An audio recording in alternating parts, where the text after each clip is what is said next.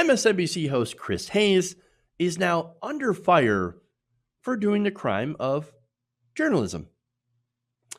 So now, on Wednesday night's All In, Chris Hayes is the first and probably the only, but definitely the first MSNBC mainstream host to address the Tara Reade allegations against Joe Biden. So he gets into detail about these allegations and also brings on New York Magazine's Rebecca Traister. So she wrote a column, an essay called The Biden Trap. And so they're going to talk about that. They're going to talk about what's going on and all the evidence and how they feel as journalists when they're looking at the evidence and how much, would it take to sway them, basically. So now following this segment, there were a lot of very angry people. In fact, the hashtag Fire Chris Hayes is literally still trending, one of the top 3 trends on social media from last night. So now I want to look at some of the segment, and I want to see why so many people on the Biden side are really fired up about this. Take a look. And that is the case with the accusation by a woman named Tara Reade against Joe Biden. Reade briefly worked as a Senate aide in Biden's office in the early 90s. Last year, she told a California newspaper that in 1993, Joe Biden, quote, touched her several times, making her feel uncomfortable. Now, at that time, Reade was one of several women who came forward around that moment with accusations against the former vice president of inappropriate sort of over physicalness, touching, kissing, or hugging that they say made them feel uncomfortable. Then last month, she made a much more serious allegation, telling first a podcast and later the New York Times that in 1993, Joe Biden pinned her to a wall in the Senate building, reached under her clothing, and penetrated her with his fingers. Reade told the Times that she filed a complaint with the Senate that same year about what happened with Biden. Quote, she said she did not have a copy of it and such paperwork has not been located. Now, Reade also said she complained to Biden's executive assistant, as well as to 2 top aides about harassment by Mr. Biden, not mentioning the alleged assault. All 3 of those people who were interviewed by the Times deny having any memory of a complaint. This week, there was also a new development in the story, and that is that Tara Reade's former neighbor at the time went on the record with her name telling Business Insider that in 1995 or 1996, a few years after this, that Reade told her she had been assaulted by Biden. NBC News reached out to Reade's neighbor, who later confirmed by text message the story. All right, so look, all that, by the way, I just want to mention that the podcast that he points out, Katie Halper's show. So she should have a lot of credit for doing that and really bringing attention to these allegations. But okay, so nothing in there really kind of definitively says, oh, Biden's horrible because he did this. No, what he did is that he's laid out the facts that we know, right? Including the New York Times article. So the New York Times article is, I mean, it's being presented as proof that this entire thing had been debunked as some sort of investigation. In reality, it wasn't an investigation. They talked to 3 people close to Joe Biden and asked them whether they remember if she filed a complaint. So there's a couple of things, right? It was a long time ago. And so would they remember a complaint? It's possible they would. Would they be open about discussing a complaint if they are still hoping for jobs in a Biden administration or are close to Biden on some level? I'm not saying that that's the case, but certainly it's possible that some people could have some selective memories. That's all I'm saying, right? So now, again, that investigation wasn't actually an investigation. In fact, I would say that we need a real investigation, and we don't have that.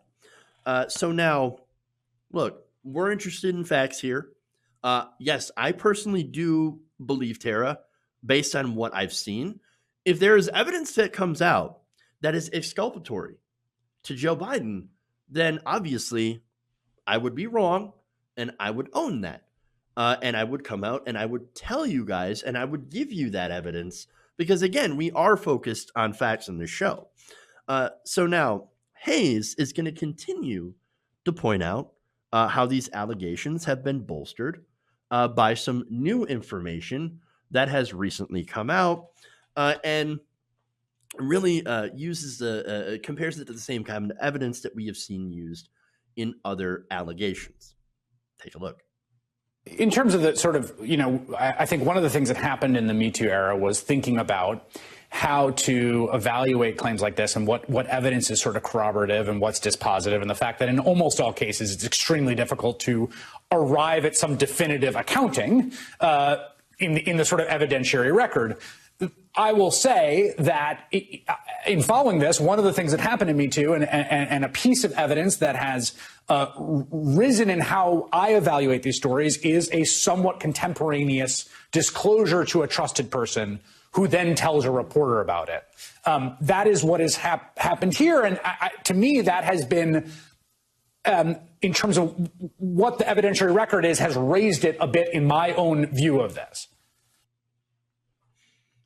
So basically what he's saying is there's evidence out there that has made the case a little bit stronger, as it has in other cases. And he also qualified it very much so by saying, oh, look at, it's, we got to use that same standard that we've used for other cases.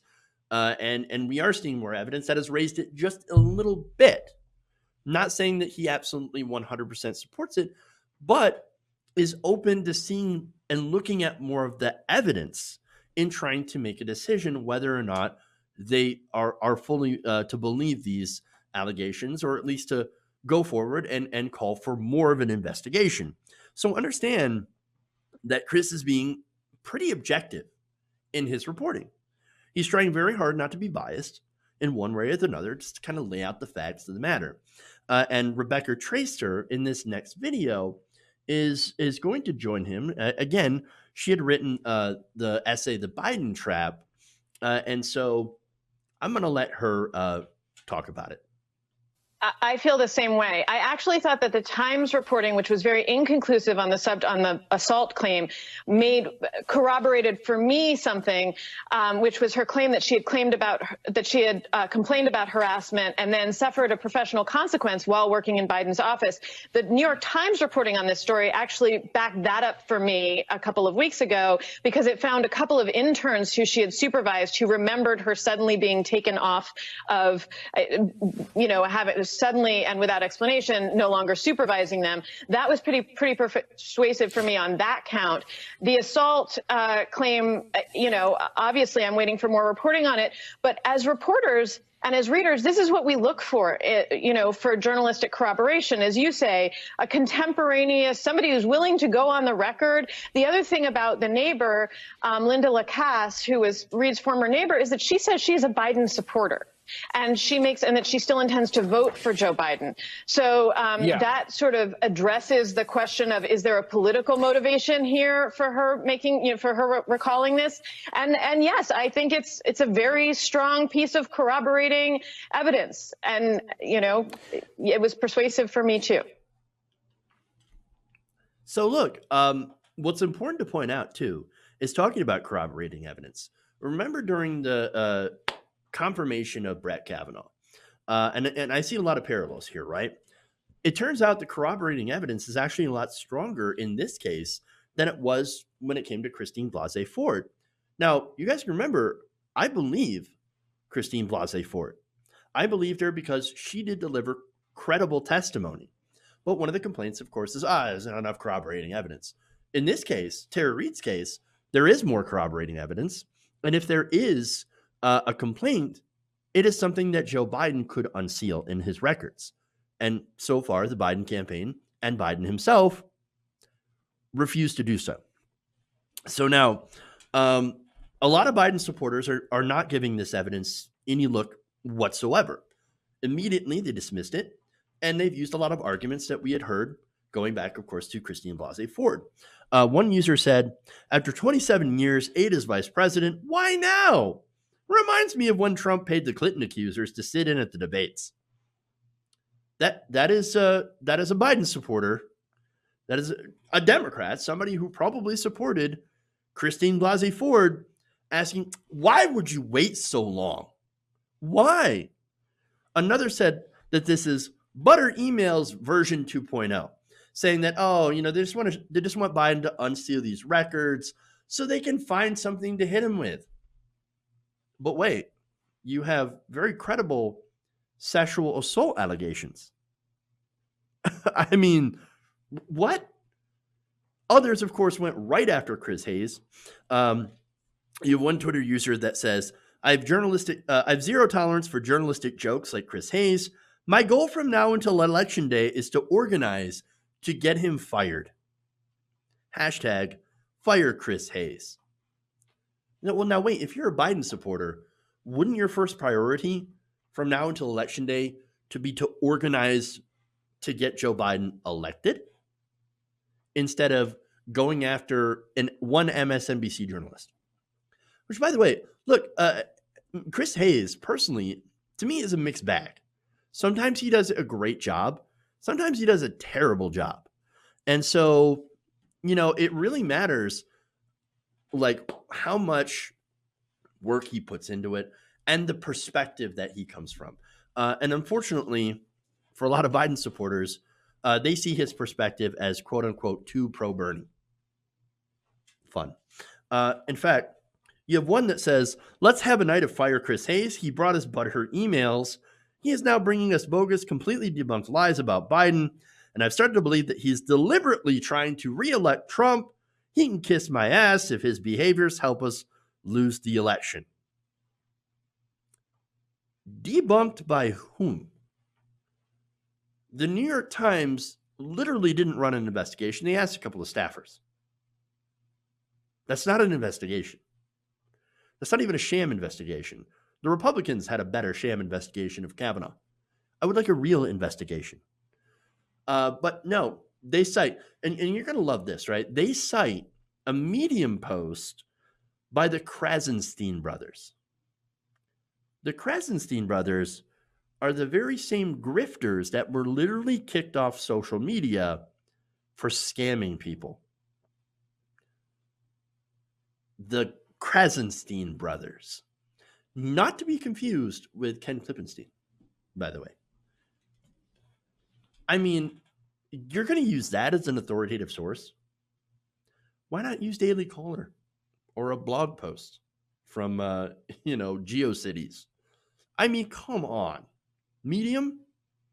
Not saying that there aren't a lot of great writers on Medium, but, maybe you should vet the people who are writing and doing the debunking of this stuff and not trust people who literally have been grifting for years and got caught doing it. All right, but there's more. Another user says, I'm 100% fire Chris Hayes. He has never acted professionally. Not once did he properly cover Bernie Sanders, i.e., of course, negatively, which, yes, I think he has covered Bernie Sanders negatively. Look,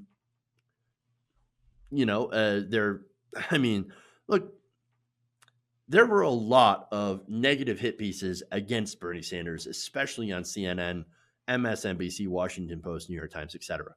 And so that's just the situation. But she says, no. They weren't negative enough against Bernie Sanders. They didn't tell the truth about him. And says, quote, he's a fan, not a journalist. More. Chris Hayes and Ari Melber have officially endorsed the re-election of the worst president in the U.S. of history, Donald Trump. When you promote National Enquirer-style gossip on your network that only seeks to empower Trump, then you are the enemy. Boycott MSNBC, hashtag fire Chris Hayes. This is MAGA behavior. This is stuff that we see on the right all the time when Fox News says something against their beloved dear leader. And then finally, this is the coup de grace. Quote, and right on cue, Chris Hayes begins promoting Russian propaganda because, of course, they have to invoke Russia. Wow. Yes, guys, it was the Russians that made Reed's neighbor a Biden voter and supporter. Says, yeah, of course I'm going to vote for Joe Biden. Donald Trump sucks. But yes, I do remember hearing this conversation as well. literally corroborating her story. No, it's the Russians, Putin, that made her do that. Come on.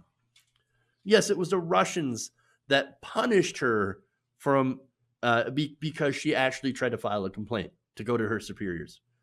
I mean, those interns that were, saying, yeah, she got weirdly removed, and that was really strange. No, those were just Russian plants. You're kidding me. No, it's blue MAGA. That's what it is. They sound like defenders of Brett Kavanaugh. I mean, look, these are serious allegations. And there needs to be a serious investigation into this, headed up by somebody who is nonpartisan, a nonpartisan investigator. It's the same thing that I called for when Christine Blasey Ford came forward with her allegations. Investigation. It deserves a fair investigation. Now, we didn't have a fair investigation into Kavanaugh. It was a sham ran by Republicans. And it appears that if there is any sort of investigation, and this is my guess, and I hope that's not the case, but any investigation by people like this, Blue MAGA, is going to be similarly weighted against the accuser. And you wonder why women don't want to speak up. I mean, look, Chris Hayes is just doing his job, right? And he's unfortunately reaping the whirlwind. And so, look, I don't know if he's going to go back on it. I hope not. But again, he's just trying to be a journalist, as we all are, and to try to give people the facts as we know them. It's not his job to be a flack for Joe Biden. It's nobody's job to be a flack for Joe Biden. That's not what real journalism is. Hey guys, hopefully you enjoyed that free video. Now I'm going to have to ask you a favor. Between the demonetization and the YouTube algorithm messing around with view counts, etc., we're having a hard time adjusting to the new YouTube reality, which is where you guys come in. See, we have a Patreon, patreon.com/TYTNation, set up to help us rely on you guys, the viewers, instead of big corporate ads. Look, you know the show. You know how I'm not in favor of big corporations anyway.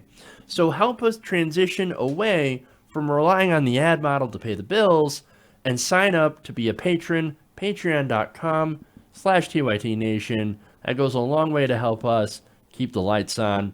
And you guys will know that you're supporting independent progressive media.